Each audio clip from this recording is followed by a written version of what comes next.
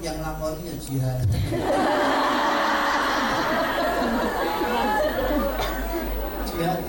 Jihad itu artinya mengerahkan tenaga dan pikiran. Jadi ada pengerahan tenaga saja secara fisik disebut jihad. Ada pengerahan pikiran disebut ijtihad. Ada pengerahan batin disebut mujahadah. Semuanya dari jihad yang artinya adalah pengerahan. Jadi sungguh-sungguh berpikir untuk menuju pada Allah, itu mujahadah. Berpikir sampai sedetail-detailnya bagaimana mengambil intisari Al-Quran untuk menjadi hukum-hukum Islam, ijtihad. Nah, jihad itu dulu adalah jihad melawan orang-orang musyrik. Dan kalau kita mempelajari sejarah, sayangnya orang-orang itu sekarang nggak berusaha mempelajari sejarah segala macam. Kalau mau mempelajari sejarah pengetahuan, Rasulullah SAW siap fisabilillah, diperintahkan Al-Quran Karim menjadi fisabilillah karena Kanjeng Nabi mulai dari muda sejak ngajak baik, ngejak kepada Gusti Allah Ta'ala itu dimusuhi terus sampai Kanjeng Nabi sudah di Medina masih dimusuhi terus. Jadi kalau Allah mengizinkan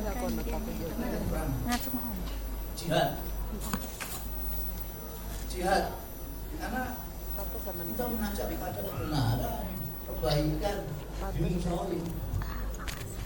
Bahkan Kanjeng Nabi Muhammad SAW sebelum hijrah itu sudah akan dibunuh. Kan tahu sejarahnya itu. Sebelum hijrah itu akan dibunuh. Jadi orang-orang kufar Mekah itu sudah mengumpulkan sekian banyaknya pemuda-pemuda dari berbagai kabilah. Sebab di Arab itu ada tradisi asobiyah itu. Jadi kalau kabilah ini, suku ini kok sampai dibunuh, maka kita akan menuntut dia siapa yang bunuh. Maka terjadi perang terus-terusan dulu itu sebelum Islam datang. Itu karena suku ini dibunuh sini, suku sana membunuh, diganti sini. Lalu Abu Jahal mengatakan ini caranya, ini aja kita kumpulkan suku-suku semua. Ada wakilnya pemuda-pemuda dari setiap suku, nanti disuruh menghantam Muhammad bersama-sama. Jadi suku Hashim, suku di mana tidak bisa menuntut, karena menuntut sekian banyaknya suku-suku muda mungkin. Sudah hanya sudah di Medina, masih dikejar di Badar. Abu Jahal membawa 1000 pasukan untuk melawan Kanjeng Nabi yang hanya diikuti oleh 300 orang saja. Tapi karena Kanjeng Rasul ini miliknya Gusti Allah, itu meskipun 300 sudah mengalahkan 1000 karena ada malaikat-malaikat. Maka di Quran jangan membaca sepotong-potong. Di sana ada ayat yang mengatakan bahwa kita tidak tidak apa-apa, tidak melawan orang-orang kafir yang memang tidak menganiaya, tidak membunuh kita, tidak memusuhi kita. Paham ya? Tidak memusuhi kita. Jadi, tapi kalau kita dimusuhi, kita harus tidak seperti waktu Belanda datang ke sini, itu mau kembali menjajah kita. Itu kiai-kiai memang jihad fisabilillah, pertahankan tanah air kita. Jadi walhasil jihad yang dalam pengertian perang di dalam Islam itu adalah melawan keangka, kemurkaan, kezaliman. Wala udwana illa ala zalimin. Melawan itu hanya kepada orang-orang yang zalim saja. Jihad. Nah, orang kita kan suka yang bombastis gitu. Suka lebay istilahnya. Yang sama lebay. Begini aja bilang pengajian apa? Lebay. Insya Allah Allahu pengajian apa? Ini menandakan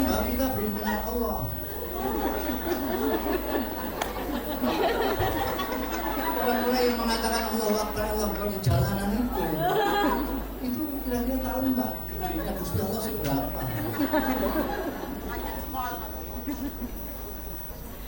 Itu kan besar. Karena lebih pengajian akbar, ada rapat akbar, ada apa? Arisan akbar.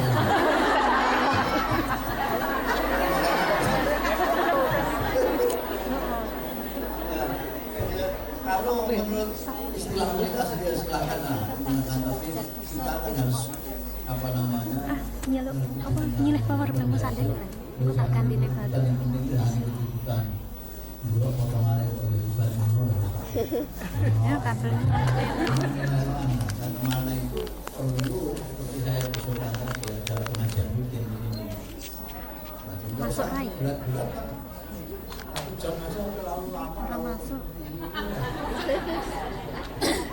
banyak tapi terus jadi apa saja itu tidak usah banyak-banyak tapi terus jadi kami baca Quran tidak usah banyak-banyak dan Bismillahirrahmanirrahim Bismillahirrahmanirrahim Alif Lam Mim kalau sudah merasa gak kabeh sudah Allah tes datang kan orang kadang-kadang ditunggu awalnya belanja kita pada pakai Yasin Al-Quranil Karim baru sedikit ada yang Sadaqallah tapi besok ulangi lagi setiap habis maghrib baca walau ayat meskipun seayat lebih baik daripada sampai membaca setengah Quran habis itu bulas juga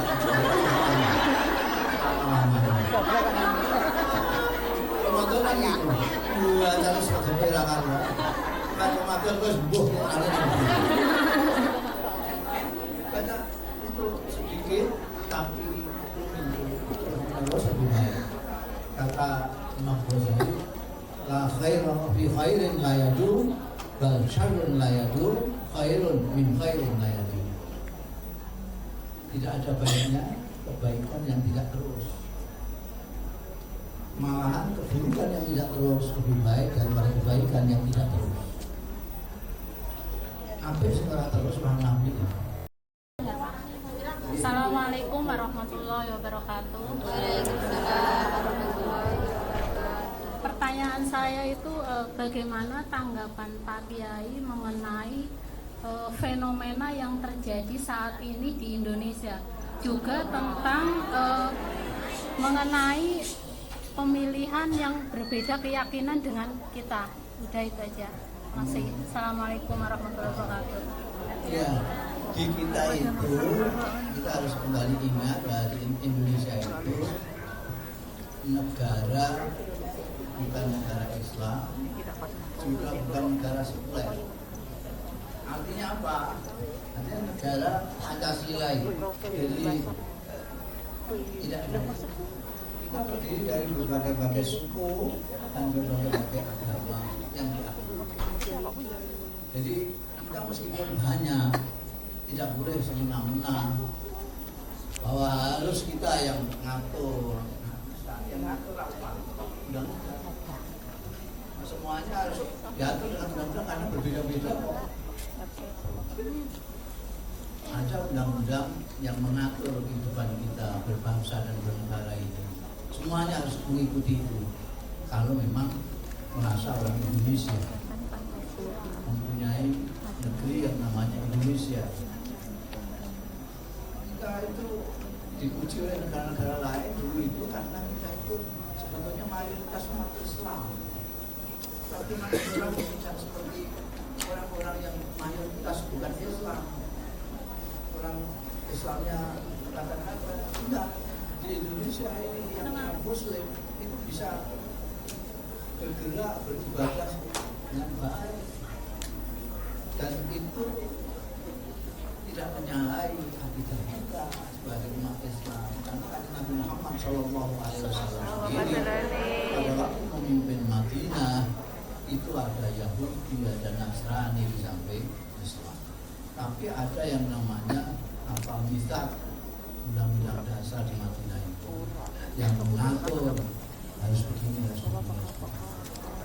Nah, kita itu punya Pancasila dan ada Undang-Undang Dasar 45 yang mengatur ini semua. Jadi, itu patokan kita sebagai orang Islam di Indonesia, orang Indonesia yang beragama Islam. Saya selalu mengatakan kita ini orang Indonesia yang beragama Islam, bukan orang Islam yang kebetulan ada di Indonesia. Kita bukan turis, kita pemilik Indonesia. Ketika Indonesia dijajah, kita yang melawan. Itu saya kira. Assalamualaikum warahmatullahi wabarakatuh. Saya akan bertanya Gus, ini tentang hubungan anak dan orang tua. Ada seorang orang tua, ada orang tua yang mengatakan bahwa anak harus menghormati orang tua dan harus menurut pada orang tua. Nah, di sini permasalahannya seorang anak sudah berusaha berjuang untuk patuh pada orang tuanya, apapun yang diinginkan orang tuanya selalu berusaha untuk mematuhi. Dan sejauh itu dia berusaha, tapi kenyataannya tetap saja dengan keterbatasannya, dalam kekurangannya untuk memenuhi semua keinginan orang tuanya. Dan orang tuanya selalu menginginkan apa yang dia inginkan, padahal yang dia inginkan itu bukan semata-mata karena Tuhannya, melainkan karena malu sama orang di sekelilingnya. Setidaknya malu kepada sama-sama manusianya. Nah, di sini apakah apabila seorang anak tadi sudah berusaha untuk mematuhi tapi masih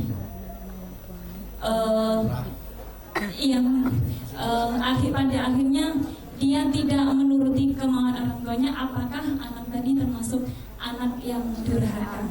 Terima kasih. Wassalamualaikum warahmatullahi wabarakatuh.